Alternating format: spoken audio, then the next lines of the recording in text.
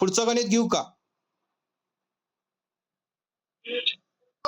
चला बघा, पुढचं जरासं गणित, पुढचं पण गणित जरासं अवघड होतं. हे बऱ्यापैकी कुणाला सुटलं नसेल. गणित कसं सोडवायचंय बघा, अशी गणित परीक्षेला येतात. हा, गणित काय आहे बघा.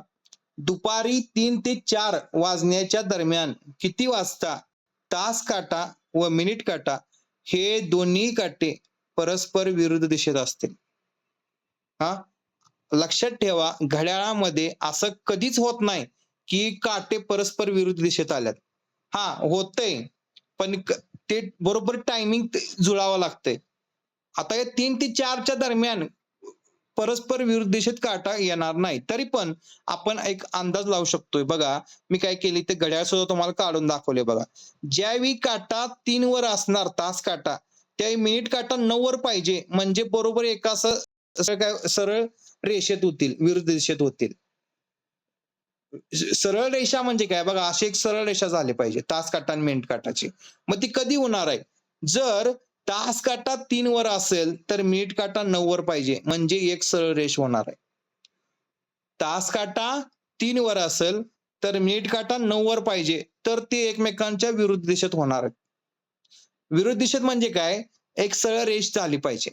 म्हणजे तुम्ही आता मी घड्याळ काढताना सुद्धा जरा चुकी झाल्या इथं बघा. हे 3 आणि 9 असं एक सरळ रेषेत येतंय. तुम्ही जर घड्याळ तुमच्या घरामध्ये घड्याळ असलं तर त्या घड्याळात बघू शकताय. ज्यावेळी काटा 3 वर येणार आहे, त्यावेळी जर त्याच्या बरोबर विरुद्ध दिशेत पाहिजे असेल तर काटा 9 वर पाहिजे. हा, मग काटा 9 वर पाहिजे. मग 3 वर तास काटा आणि जर मिनिट काटा 9 वर असेल तर किती वाजलेले असतात? 3 वाजून 45 मिनिटं झालेली असतात. बरोबर? बरोबर का? आता हे म्हणजे मी तुम्हाला काय सांगतोय बघा, 3 वाजून 45 मिनिटांनी बरोबर येणार नाही. कारण का? 3 वाजून 45 मिनिटं म्हणजे तास काटा इथं लागतोय, थोडा 4च्या जवळच लागतोय तास काटा. पण आपण मानायचं आहे असं, मानायचं आणि गणित सोडवायचं. हा, मग बघा, 3 वाजून 45 मिनिटं टायमिंग आहे. आता मला काय करायचं आहे, 3 वाजून 45 मिनिटं उत्तर इथं पर्यायामध्ये दिलेलं आहे, 3 वाजून 45 मिनिटं. पण उत्तर 3 वाजून 45 मिनिटं येत नाही.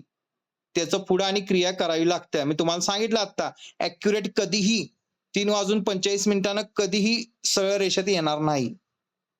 त्यामुळेच आपण हे पुढे सोडवायचं आहे आपल्याला. आता काय केलं बघा मी, त्याच्यानंतर मी काय केलं, हे जे 45 मिनिटं आलीत, या 45 मिनिटांना 11नं भागलं. 45 छेदात 11 लिहिलं आणि 45/11चं मी काय केलं, पूर्णांकयुक्त अपूर्णांकात रूपांतर केलं. आपण पूर्णांकयुक्त अपूर्णांकात रूपांतर करतोय. हा, 45 मिनिटांना मी 11नं भागलं. नेहमी 11नंच भागायचं असतं. असा ज्यावेळी प्रश्न येईल त्यावेळी लक्षात ठेवा, 11नंच भागायचं. मग 45ला मी 11नं भागलं. बघा उत्तर किती येणार, इथं मी आकार सुद्धा करून दाखवला बघा. 11 आणि चौक 44, बाकी उरली 1. मग ते पूर्णांकात कसं होणार? पूर्णांकात येणार 4, बाकी उरली वर 1, ती वर लिहायची. ज्यानं भागलंय ते खाली लिहितोय. म्हणजे 4.1/11 आलं. 4.1/11 आलं. आता 4.1/11 आलं, ते काय करायचं, या 45 मिनिटांच्या मध्ये मिळवायचं. 4.1/11 जे आलं ते काय करायचं, या मिनिटांच्या मध्ये मिळवायचं. मिनिट किती झाली? 45 अधिक ही 4, 45 अधिक 4 मिनिट झाली 49. आणि ते 1/11 ते आहे तसे लिहायचे. म्हणजे उत्तर येते 3 वाजून 49.111 हे उत्तर येते. मी काय केलं परत सांगतो बघा. 3 वाजून 45 मिनिटांनी एक सरळ रेषा असणार आहे त्या काट्यांची. म्हणजे थोडक्यात ते 3 वाजून 45 मिनिटं वाजलेले असणार आहेत. मग या मिनिटं आली 45, त्या मिनिटांना मी काय केलं, 11नं भागलं आणि त्याचं पूर्णांकयुक्त अपूर्णांकात रूपांतर करून घेतलं. 11नं मी 44ला भाग घालवला. 11 आणि चौक 44, बाकी उरली 1. त्याचं पूर्णांकयुक्त अपूर्णांकामध्ये लिहिलं मी. पूर्णांकयुक्त अपूर्णांकामध्ये आपण कसं लिहितो? भागाकार जो आलाय तो पूर्णांकात लिहितोय. बाकी जे आल्या ते वर अंशात लिहितोय आणि ज्यानं भागलंय ते आपण छेदात लिहितोय. म्हणजे 4.1/11 झालं. आता हे 4.1/11 हे काय करायचं, मिनिटांच्या मध्ये मिळवायचं. मग 45 आणि 4 49 झाले आणि हे 1/11 आहे तसं ठेवायचं. उत्तर आलं 3 वाजून 49.111. पर्याय क्रमांक 2 हे याचं उत्तर येते. कळालंय का गणित? समजलंय का बघा? असं जर गणित आलं तर हे आता ज्या पद्धतीने सांगितले या पद्धतीनेच गणित सोडवायचं. हा, चला. समजले का सगळ्यांना? हा, चला पुढचं गणित घेतोय मी.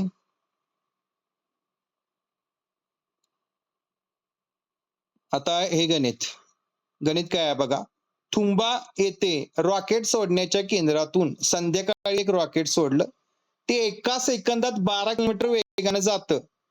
तर ते रॉकेट संध्याकाळी 4:32 मिनिटे ते 4:45 वाजेपर्यंत किती अंतर गेले असेल?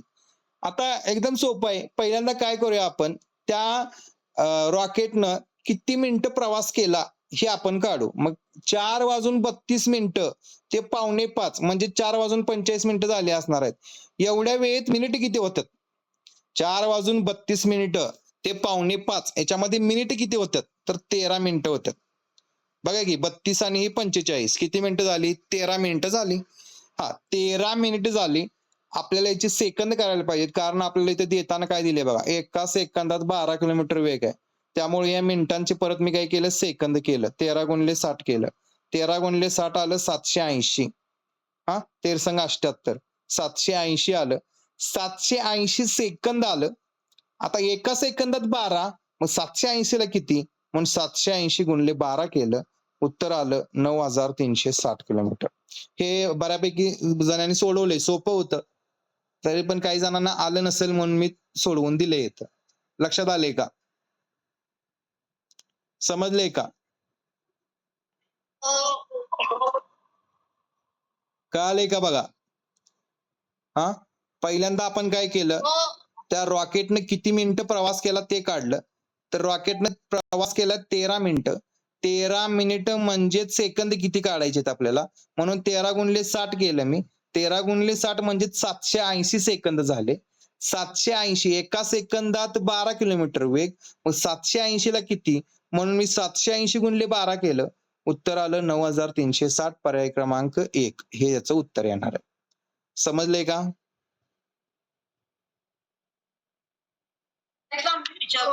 चला बघा पुढचं गणित बघा.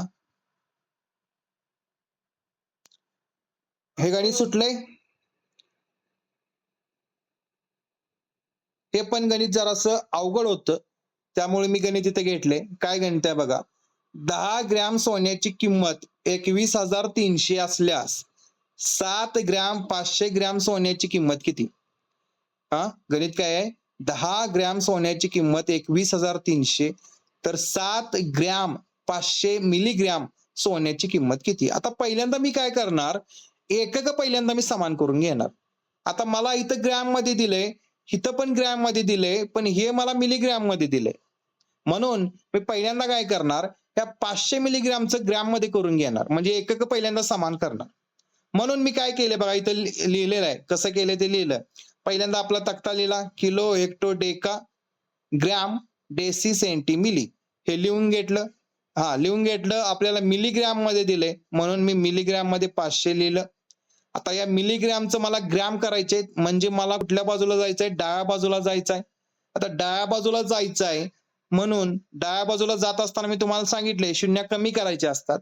म्हणून 500 आहे हे बघा, हे 500 वर इथं 500 हे मिलीमधनं सेंटीमध्ये जाईल तेव्हा एक शून्य कमी होणार, 50 होणार. परत या सेंटीमधनं परत या डेसीमध्ये गेल्यावर परत एक शून्य कमी होणार, 5 होणार. आता परत या डेसीमधनं ग्रॅम मध्ये जायचंय, पण आता इथं शून्य नाही आहे. मग शून्य नसेल तर मी तुम्हाला सांगितले पॉईंट सरकवायचा. मग हे पॉईंट मी काय केला, इथं पुढे अंक नाही म्हणून 0 लिहिलं आणि 0.5 लिहिलं, म्हणजे ते झालं 0.5. मग मी केलं त्या ह्या 500 मिलीग्रॅमचं मी ग्रॅम केलं, दोघांची बेरीज केली, 7 ग्रॅम आणि हे 0.5 ग्रॅम झाले 7.5 ग्रॅम. किती झाले ते? 7.5 ग्रॅम. मग मी काय करणार आता, 1 ग्रॅम सोन्याची किंमत काढणार. 21,300 रुपयाला 10 ग्रॅम सोनं आहे. म्हणजे 1 ग्रॅमची किंमत काढण्यासाठी मला काय करावं लागेल? 21,300 ला 10 ने भागावं लागेल. मग 21,300 भागिले 10 केलं तर 1 ग्रॅमची किंमत येत्या 2,130. 2,130 ही 1 ग्रॅमची किंमत येत्या. मग ही 1 ग्रॅमची किंमत आली 2,130. आपल्याला काढायचे 7.5 ग्रॅमची. म्हणून मी काय केलं 7.5 गुणिले 2,130 केलं. उत्तर हे जर गुणाकार केला, आता हे गुणाकार मी करून घेतलाय. तुम्ही जरी गुणाकार केला तर याचं उत्तर येते 15,975. 15,975 पर्याय क्रमांक 2 हे याचं उत्तर येते. म्हणजे पहिल्यांदा काय केलं, हे एकक पहिल्यांदा समान करून घेतलेत. ह्या मिलीग्रॅमचं पहिल्यांदा मी ग्रॅम केलं आणि मग काय केलं त्याची किंमत काढली. सगळ्यांना कळालंय का?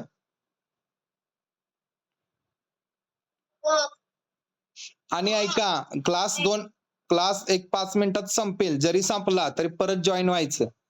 सगळ्यांनी लक्षात ठेवा, नाहीतर क्लास संपला म्हणून निघून जाशील. काय करा, क्लास संपला तरी परत जॉईन व्हा त्याच लिंकवरून. हा, हे गणित कळाले का? चला पुढचं घेऊ का गणित? बघा पुढचं गणित. आता हे पण गणित नवीन आहे तुमच्यासाठी, कारण याच्या अगोदर हे गणित असं झालेलं नाही. गणित काय आहे बघा. एका घड्याळात 9:08 मिनिटं व 11 वाजायला 7 मिनिटं कमी या दोन्ही वेळा एकच असतील तर त्या घड्याळात किती वाजले असतील, असा प्रश्न आहे. हा, 9:08 मिनिटं आणि 11 वाजायला 7 मिनिटं कमी ह्या दोन्ही वेळा एकसारख्या आहेत म्हणून सांगितले. आता हे गणित सोडवायचं कसं? पहिल्यांदा काय करायचं बघा, पहिल्यांदा तासांच्या मधला फरक काढायचा. म्हणजे तासांच्या मधले फरक म्हणजे काय? हे 11 वाजताय आणि हे 9 वाजताय, यांच्यातला फरक काढला. मी 11 वजा 9 केलं, 2 तास आलं. 11 वजा 9 2 तास आलं. मग ह्या 2 तासाची मी मिनिटं केलीत, ह्या 2 तासाची मिनिटं येतात 120. बरोबर, 2 तासाची मिनिटं 120 येतात. आता मी समीकरण तयार केलं. समीकरण कसं तयार केलं बघा, हे 8x हे 7x या दोघांची बेरीज केली आणि ही मिनिट त्याच्या बरोबर घेतली. मग समीकरण मी असं केलं, 8x अधिक 7x बरोबर 100.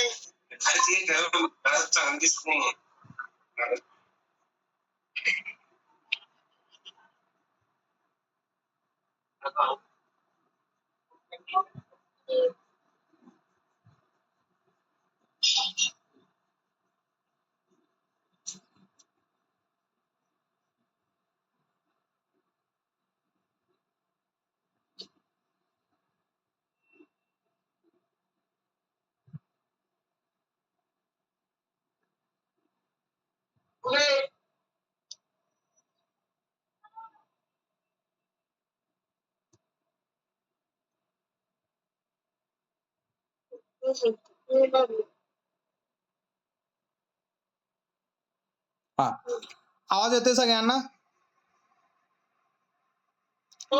हा, हे गणित सांगत होतो मी तुम्हाला. काय केलं बघा, पहिल्यांदा तासांच्या मधला फरक काढला. 11 आणि 9 याच्यातला फरक आला 2 तास. या 2 तासाची मिनिटं केलीत, 120 मिनिटं झालीत. मग समीकरण असं तयार होणार, 8x अधिक 7x बरोबर 120. 8x अधिक 7x बरोबर 120. मग 8x अधिक 7x बरोबर 120. मग 8x आणि 7x झाले 15x. 15x बरोबर 120. 8 आणि 7 15, त्यामुळे 15x झाले. 15x बरोबर 120. आता हे 15 आणि x च्या मध्ये कोणतंही चिन्ह नाही, म्हणजे गुणाकार आहे. हे 15 जर 120 कडे आला तर भागिले होईल. म्हणून 120 भागिले 15 केलं. 120 भागिले 15 केलं 8 आलं. म्हणजे x ची किंमत किती आली? 8 आली. हा, x ची किंमत किती आली? 8 आली. x ची किंमत 8 आली. तर आता मी ती x ची किंमत काय करणार? या जी वेळ दिल्या त्या वेळेमध्ये टाकणार. 9 वाजून 8x म्हणजेच 8x म्हणजे काय? 8x म्हणजेच x ची किंमत आता आपण काढली 8 म्हणून 8 गुणिले 8. 8 गुणिले 8 64. म्हणजेच काय असणार आहे? 9 वाजून 64 मिनिटं असणार आहेत. आता आपल्याला कधीच आपण ऐकलेलं नाही की 9 वाजून 64 मिनिटं. 64 मिनिटं नसतात. का? कारण 60 मिनिटांचा 1 तास होतोय. म्हणून मी काय केलं? या 64 मिनिटांच्या मधली 60 मिनिटं वजा केली आणि तास वाढवला. 9चं मी 10 केलं. 1 तास वाढवला आणि मिनिटंही 4 राहिलेले आहे तसे ठेवले. म्हणजे उत्तर आलं 10 वाजून 4 मिनिटं. उत्तर आलं 10 वाजून 4 मिनिटं. लक्षात आलं का बघा? परत एकदा सांगतो. असं गणित परीक्षेला येतेच. गणित काय आहे? 9 वाजून 8x मिनिटं आणि 11 वाजायला 7x मिनिटं ह्या दोन्ही वेळा सारख्या आहेत म्हटले आणि घड्याळात किती वाजले? पहिल्यांदा काय केलं मी? तासांच्या मधला फरक काढला. हे 11 आणि 9 यांच्यातला फरक काढला. 2 तास आला. या 2 तासांची मिनिट केली मी. 120 आली. समीकरण तयार केलं आता. 8x अधिक 7x बरोबर 120. मग 8x आणि 7x 15x होतात. 15x बरोबर 120. मग हे 15 गुणिले हे 15 इकडे आले भागिले होते. 120 भागिले 15. 15 2800 म्हणून उत्तर x ची किंमत आली 8. ही x ची 8 किंमत आली ती मी काय केली? या 9 वाजून 8x मध्ये मिळवली. मग 8x म्हणजेच 8 गुणिले 8. कारण x ची किंमत आपली 8 आली. म्हणून 8 8 64. मग 9 वाजून 64 मिनिटं झाली. पण 64 मिनिटं नसतात. 60 मिनिटांचा 1 तास होत असतो. म्हणून 60 मिनिटं याच्यातली वजा केली आणि या तासांच्या मध्ये 1 तास वाढवला. 9चा 10 तास केला आणि ही 4 मिनिटं राहिली. उत्तर आलं 10 वाजून 4 मिनिटं. पर्याय क्रमांक 3. कळाले का गणित? हे गणित कोण सांगते परत एकदा? हे गणित कोण सांगते परत एकदा? मयुरेश सावंत. मयुरेश सावंत. हा सांग. पहिला 9 वाजून 8x मिनिटं आहेत. हा. आणि 11 वाजून 7x मिनिटं कमी आहेत. हा. मग पहिला मधील फरक काढला. हा. 11 वाजून 9 केलं. 2 तास आले. 2 तास आलं. हा. 8x मिनिट दिलेत म्हणून मी 2 तासांचं मिनिट केलं. हा. त्याचे 120 मिनिटं आली. बरोबर. मग समीकरण केलं मी 8x अधिक 7x बरोबर बरोबर 1 मिनिटं. हा. मग 8x आणि 7x बरोबर 15x. हा. 15x तर 120. हा. मग हे 15 आणि x च्या मध्ये गुणाकार चिन्हामध्ये गुणाकार. बरोबर. हा. मग 15 इकडे गुणाकार बरोबर चिन्ह पलीकडे आलं भागाकार. बरोबर. हा. मग x ची किंमत केल्यावर x बरोबर 8 आलं. 8 आली. हा. मग ती 8x बरोबर म्हणजेच 8 गुणिले 8. हा. हा. 64 आलं. हा. म्हणजे 9 वाजून 64. बरोबर. मग ते 64 एका तासात 60 मिनिटं असतात. बरोबर. त्यात मधनं 60 वजा केले 4 मिनिटं राहिली. 4 उत्तर. मग ती 1 तास इकडे वाढवला. केला 9 मध्ये. बरोबर. 10 वाजून 4 मिनिटं झाले. उत्तर आलं पर्याय क्रमांक 3. चला पुढचं गणित घेऊया. बघा आता हे गणित आपल्याला टीएससी ला पण झालं होतं. टीएससी ला पण हे गणित होतं बघा. असे गणित टीएससी ला सुद्धा होती. हा. गणित काय आहे? सुमित पाटील आहे का? सुमित. हा गणित सांग हे कसं केलं? अमीर रुपयांचे जितके नोटा बँकेत भरले तितके नोटा 1000 रुपये 200 भरले. हा. 2000 अधिक 1000 अधिक 200 केलं. बरोबर. हा. 3200 होते. 2000 अधिक 1000 3000 आणि हे वरचे 200 3200 झाले. हॅलो. 3200 येते. बरोबर. हा 3200 ने 16000 भागायचं. बरोबर. शून्याला शून्य जातात. हा. ते 160 भागिले 32 करायचं. उत्तर किती आलं? तर 5. 5. हा म्हणजे आणि हा तीन रक्कम असल्यामुळं 5 गुणिले 3 करायचं. हा 15 येते. बरोबर. हे ना आता जे सुमितने सांगितलं तेच मी इथं फक्त काय केले, एक्स घेऊन केले. सेम हे केलं प्रोसेस. बघा काय केलं बघा, मी सगळ्यांच्या एक्स नोटा मांडल्या, 2000च्या एक्स नोटा मांडल्या, 1000च्या पण एक्स मांडल्या, 200च्या पण एक्स मांडल्या. का? कारण समान नोटा म्हणून सांगितले त्यांनी. म्हणून मी समीकरण केलं 2000 एक्स अधिक 1000 एक्स अधिक 200 एक्स बरोबर 16000. बेरीज केली यांची, 2000 अधिक 1000 3000 आणि 200 3200 एक्स झालं बरोबर 16000 आहे. हे 3200 इथं गुणुले, तिकडे गेल्यावर या 16000 कडे आल्या भागिले होते. म्हणून 16000 भागिले 3200, या शून्याला 2 शून्य निघून गेल्या, राहिलं 160 भागिले 32. 32 पाचा 160 होत असते. 32 पाचा 160 म्हणून एक्स ची किंमत 5 आली. एक्स ची किंमत 5 आली म्हणजे 2000च्या 5 नोटा आल्या. 2000च्या 5, 1000च्या 5, 200च्या 5 अशा टोटल नोटा होणार 15. समजले का? अशी गणित भरपूर होती बघा. ह्या स्वाध्यायामध्ये अशी गणित शेवटी 2-3 गणित होती. सोडवलीत का सगळ्यांनी? हो. हो. हा हो. चला पुढचं गणित घेऊया. बघा आता हे गणित सोडवले का सगळ्यांनी? सोपं आहे गणित. फक्त काय झालंय, पर्याय इथं नाही आहे 111. कुणाचं वेगळं काय आलंय का उत्तर याचं?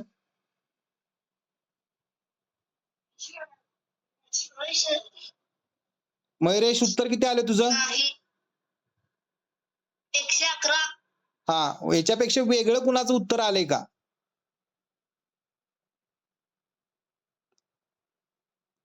नसेल आलं, मला वाटतं इथं पर्याय चुकले असणार आहेत. कारण मी इथं बघा गणित सोडवलंय, उत्तर 111च येते.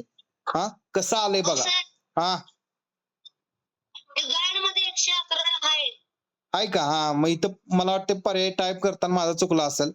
हा मग बघा बरोबर उत्तर बघा कसं आलं, 111 कसं आलं.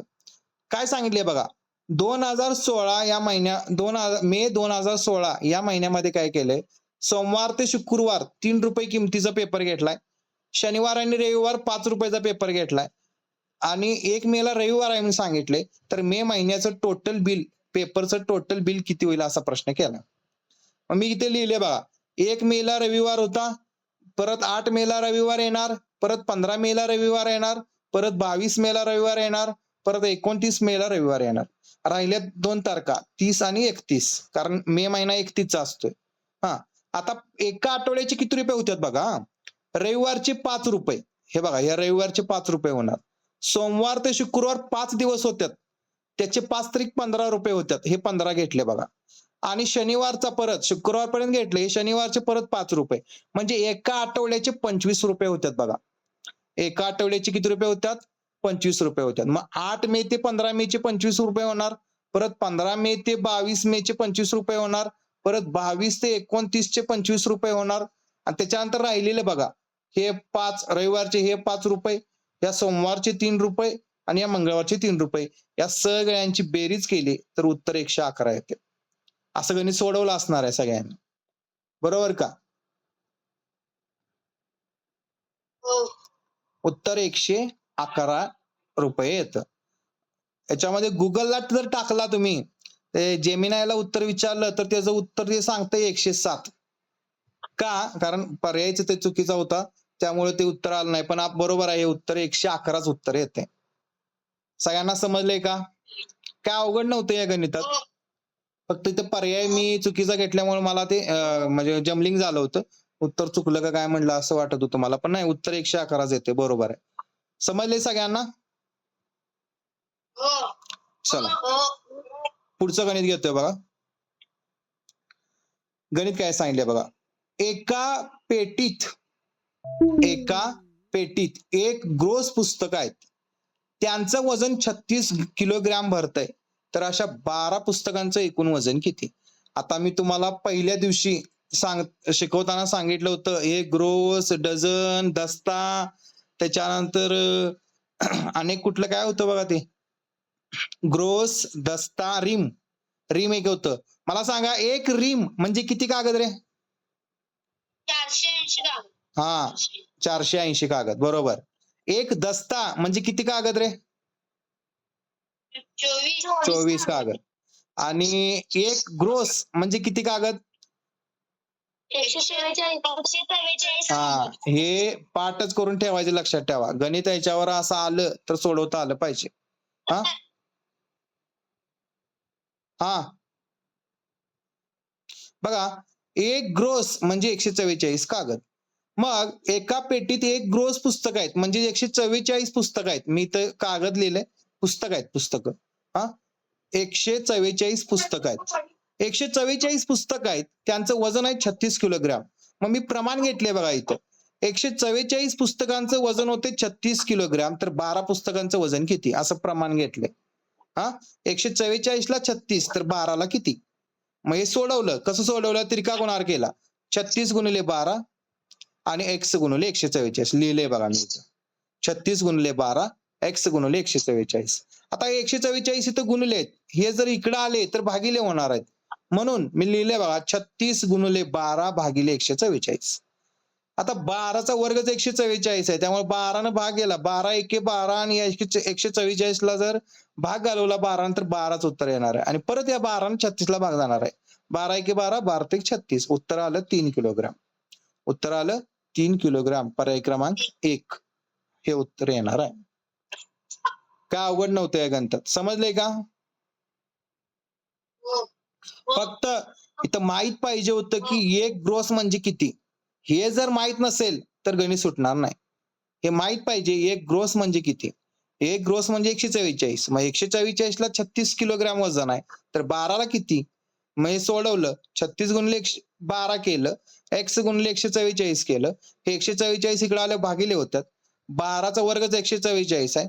12 एके 12, 144 ला भाग आल्यावर 12 येतात. परत 12 एके 12, 12 ते 36. उत्तर 3 किलोग्राम येते. कळाले का? चला पुढचं गणित घेतोय मी. बघा, 50 नोटांच्या पुडक्यामध्ये 42, 30, 25 ते 42, 3, 58 पर्यंत क्रमांक आहेत. तर पुडक्यातील एकूण रक्कम किती? पहिल्यांदा काय केलं बघा, मी नोटा किती आहेत हे काढलं. तर नोटा काढण्यासाठी मी काय केलं बघा, हे 42 सुरुवातीचं एकसारखं आहे, त्यामुळे मी ती घेतलंच नाही. या 3058 मध्ये 3025 वजा केलं. 3058 मधनं 3025 वजा केलं, 33 आलं. आणि पहिली ही 25 ची नोट आपण हे वजाबाकीमध्ये धरलेली आहे म्हणून अधिक 1 केलं. टोटल नोटा झाल्या 34 आता. आणि 50च्या नोट आहेत, 50च्या नोट आहेत 34 म्हणून 34 गुणिले 50 केलं, किती रुपये झाले? 1700 रुपये झाले. आता काही जणांनी काय केलं, याच्यामध्ये ही 33च धरला असणार आहे. 33 धरलं तर 1650 उत्तर येते. ते उत्तर चुकतंय. हा उत्तर येते 1700 रुपये. लक्षात आलं का? फसवा गणित आहे. एक नोट ही पहिली जी आहे ती धरायची असत्या, त्यामुळे नोटा टोटल होत्यात 34 नोटा होत्यात. लक्षात ठेवा. 34 गुणिले 50 करायचं. 34 गुणिले 50 केले की 1700 येते. समजले का? असं गणित आलं तर लक्षात ठेवा, अधिक 1 करायचं हे लक्षात ठेवा. हा पहिल्यांदा वजाबाकी करायची आणि त्याच्यामध्ये अधिक 1 करायचा, म्हणजे उत्तर बरोबर येईल. चला पुढचं गणित घेतो आम्ही. मला वाटतं झाली गणित, एवढीच गणित होती. सगळ्यांना गणित कळाल्यात? बर, ह्याच्या व्यतिरिक्त जर काही गणित कुणाला आली नसतील तर आपण काय करू, उद्या ती गणित घेऊया. जी गणित ह्याच्या व्यतिरिक्त काय आली नसतील, थोडीफार असतील, एक 5-6 का किती जणांना ह्याच्या व्यतिरिक्त अजून गणित समजले नाहीत असं आहे का कोण? मी आता एक 10-12 गणित सोडवून दिली. ह्याच्या व्यतिरिक्त अजून पण काही गणित आलेली नाहीत. अशी गणित जर असतील तर मला काय करा, त्याचा स्क्रीनशॉट काढून मला व्हॉट्सअपला पाठवा किंवा नंबर पाठवा. आता नंबर जर पाठवला तर काय झालंय, माझ्याकडे गाईड नाही आहे 7वीचं, त्याच्यामुळं मला कळणार नाही. एक काम करा, मी जी पीडीएफ पाठवल्या त्या पीडीएफ मधलं काय करा, जे गणित आलेलं नाही त्याचा स्क्रीनशॉट काढा आणि मला व्हॉट्सअपला पाठवा. म्हणजे मला कळेल तुम्हाला कुठलं गणित आलेलं नाही ते. समजलंय का? हो. हो. हो. अजून पण गणित सोडवलं नाहीत असं कोण आहे का?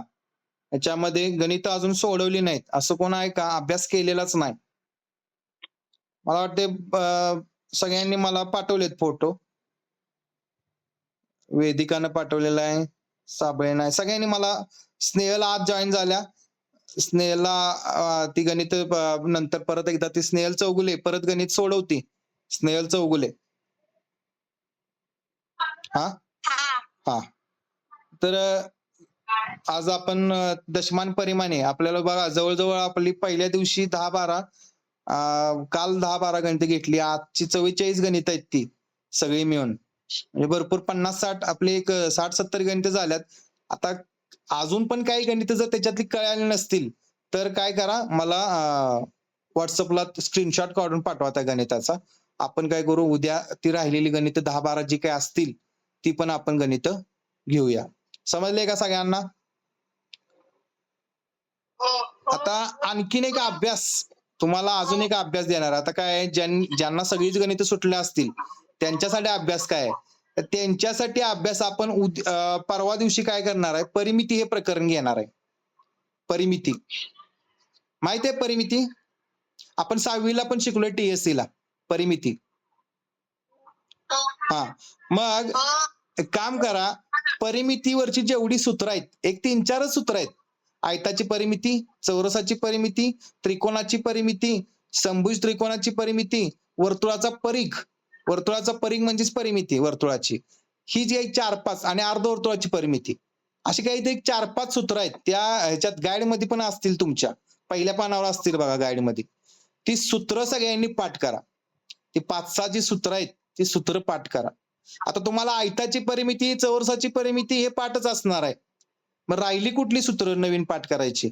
वर्तुळाची परिमिती, अर्धवर्तुळाची परिमिती, अजून एक कुठलं तर राहिलं बघा त्रिकोणाची, समभुज त्रिकोणाची परिमिती. अशी ती 2-3 सूत्र तुम्हाला पाठ करायला लागणार आहे.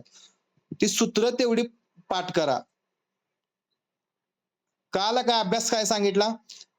आणि काय करा, ज्यांनी सगळीच गणित सोडवल्यात त्यांनी काय करा, परिमितीवरची तुम्हाला जी काही सुटतील गणित नवनीत मधली, तुमच्या गाईड मधली तुम्हाला जी काही गणित सुटतील ती तुम्ही सोडवा.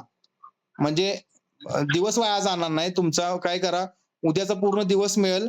परिमितीवरची तुम्हाला जी काही गणित, सोपी गणित पण आहेत त्याच्यात, आयताची, चौरसाची सोपी गणित आहेत, ती तुम्ही काय करा, आपण 6वी ला शिकलोय. चौरसाची परिमिती, आयताची परिमिती, ते तुम्ही काय करा, ती गणित सोडवा. या अभ्यास काय सांगितलं बघा मी. एक काम करा, काल जी पीडीएफ पाठवली त्याच्यातली काही गणित आली नसतील तर ती मला पाठवा. परिमितीवरची सूत्र पाठ करा आणि परिमितीवरची जेवढी गणित तुम्हाला समजतील, सोडवायला येतील तेवढी गणित तुम्ही सोडवा. अभ्यास कळाला का?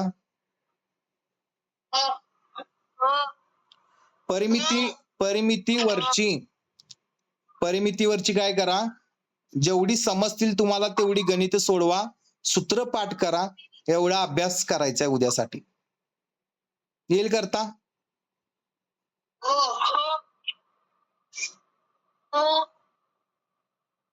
वेदांत सबका अभ्यास काय सांगितलं कळालं का? हा स्वरूप चौगुले नाही काय?